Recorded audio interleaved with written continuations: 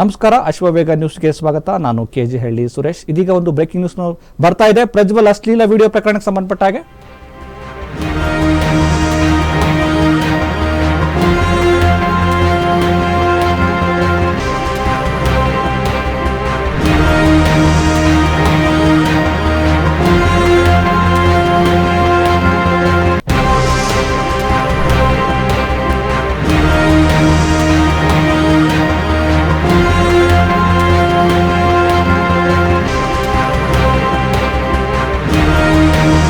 ಪ್ರಜ್ವಲ್ ಅಶ್ಲೀಲ ವಿಡಿಯೋ ಪ್ರಕರಣಕ್ಕೆ ಸಂಬಂಧಪಟ್ಟ ಹಾಗೆ ಕಾರ್ತಿಕ್ ದೇವರಾಜೇಗೌಡಗೆ ಎಸ್ಐಟಿ ನೋಟಿಸ್ ಕೊಟ್ಟಿರುವಂತದ್ದು. ವಿಚಾರಣೆಗೆ ಹಾಜರಾಗುವಂತೆ ಇಬ್ಬರಿಗೂ ನೋಟಿಸ್. ಹಾಸನ ಸೆಂಟ್ ಠಾಣೆಯಲ್ಲಿ ಈ ಪ್ರಕರಣ ದಾಖಲಾಗಿದೆ.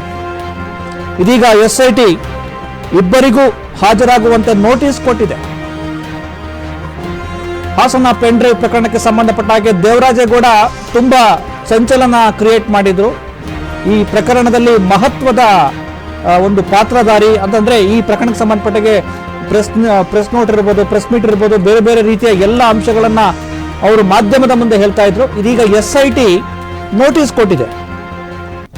ಕಾರ್ತಿಕ್ ಹಾಗೂ ದೇವರಾಜೇಗೌಡಗೆ ಈಗ ಎಸ್ಐಟಿ ನೋಟಿಸ್ ಕೊಟ್ಟು ವಿಚಾರಣೆಗೆ ಹಾಜರಾಗುವಂತೆ ನೋಟಿಸ್ ಕೊಟ್ಟಿರೋದು. ಬಹುತೇಕ ಇದು ಈ ಇಬ್ಬರಿಗೂ ಸಂಕಷ್ಟ ತರುವ ಸಾಧ್ಯತೆಗಳಿವೆಯಾ ಅನ್ನುವಂತ ಪ್ರಶ್ನೆ ಕಾಡ್ತಾ ಇದೆ.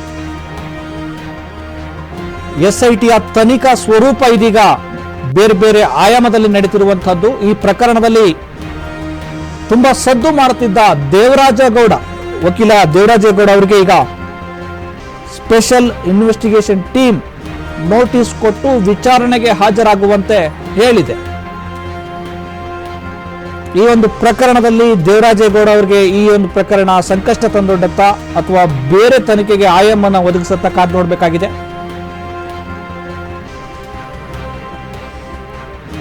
ಪ್ರಜ್ವಲ್ ಅಶ್ಲೀಲ ವಿಡಿಯೋ ಪ್ರಕರಣಕ್ಕೆ ಸಂಬಂಧಪಟ್ಟ ಹಾಗೆ ಇದೀಗ ಎಸ್ಐಟಿ ತನ್ನ ತನಿಖೆಯನ್ನ ಗಂಭೀರ ಸ್ವರೂಪದಲ್ಲಿ ಮುಂದುವರೆಸಿದ್ದು,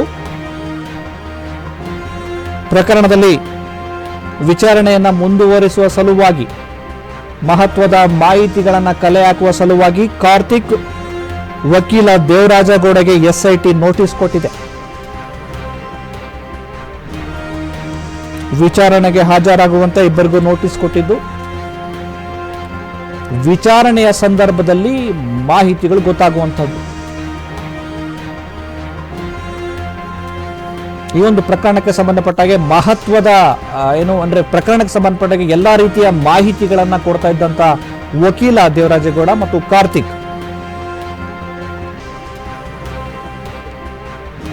ಎಸ್ಐಟಿಯ ಕಬಂದ ಬಾಹುವಿನಲ್ಲಿ ಈಗ ಈ ಇಬ್ಬರು ಸಿಕ್ಕಾಕೊಳ್ತಾರ ಅಥವಾ ಕೇವಲ ವಿಚಾರಣೆಗಷ್ಟೇ ಇವರನ್ನ